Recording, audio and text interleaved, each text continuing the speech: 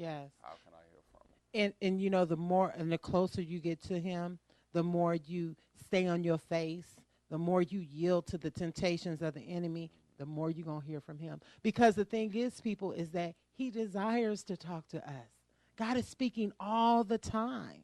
All the time. You cannot tell me with all these prophets and prophelias and all these people in the world, no one saw these tragedies coming.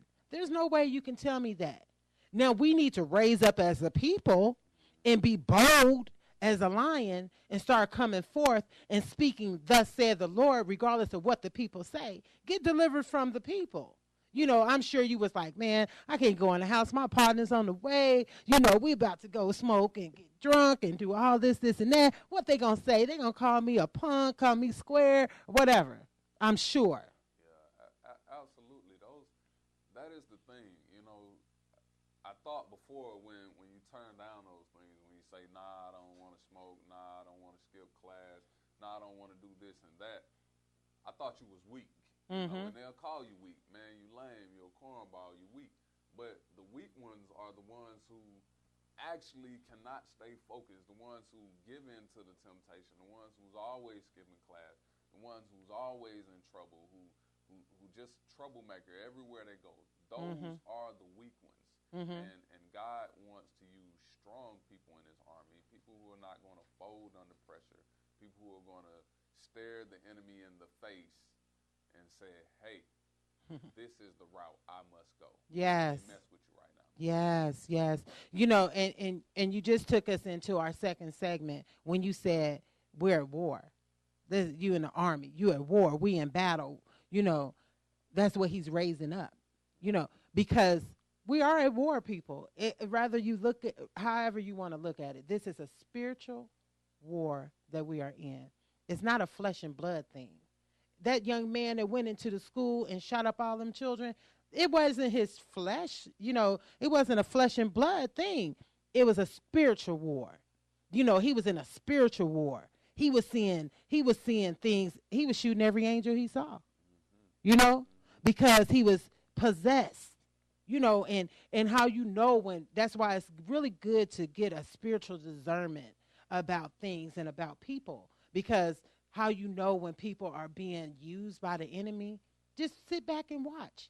You can be in your office at work, and a boss come in, they have a drink of coffee. Hey, Marshall, how you doing today? All bright and chipper. And then after lunch, they come in, and they like, you fired. And you're like, what? You know, you could have told me at 7 o'clock. You know, wouldn't have wasted my day. But he's being used. You know, and then that young man, I bet he's sitting in that, well, he in hell right now, but I bet if he would have made it through, he'd have been sitting in that jail cell like, what happened? What I do? Because the enemy uses you, then he goes on to the next one. He is going to and fro to see in whom he can devour.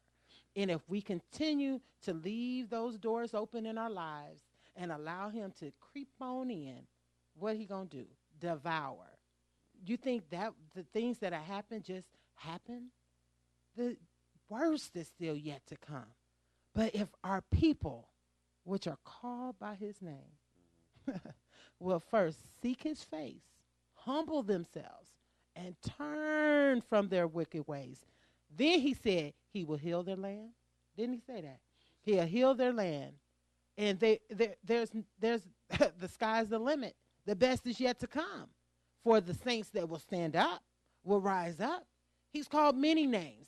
I don't want to go here and serve a man. Well, Jesus had to become one. You know, when you believe in your higher being, somebody had to sacrifice to come. You know, whatever prophet that's spoken to your life, whatever minister is speaking into your life, they had to come to pull you in.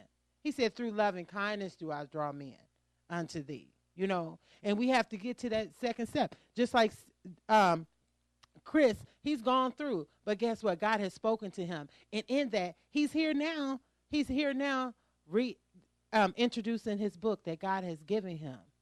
7 steps to receive God's blessing. 7 steps. You have to go through steps. It don't come right off the press, like, you know. It don't come right when like you think is going to come. It's a process. You know, even going into the church, it becomes a process you have to take. So Chris is writing his book.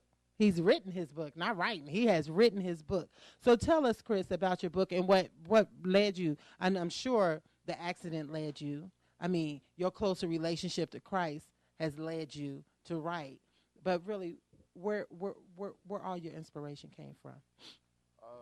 Honestly, I mean, it's funny because God, he prepares a work in you way before it's actually time to start working. And while I was in school taking up religion, you know, I saw these papers I was writing and I said to myself, self, I can write a book. And it was just that revelation that he wanted me to know.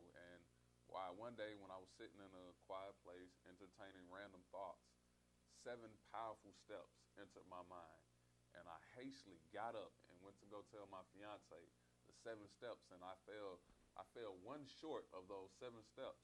And I was pondering all through the day, what is that last step? What is that last step? And I got so tired I wanted to take a nap. And right before I closed my eyes, I said, Lord, if you please just give me those 7 steps one more time, I will write down every word you say. Just like that. All 7 steps re-entered my mind. I hastily got up. The computer was already ready on Word, and I started writing, but I thought he was going to only have me to write 7 bullets. But he kept pouring it into me, and I kept writing, kept writing, kept writing. I was waking up 6 o'clock in the morning, and 6 o'clock, and after the third morning, I say, God, I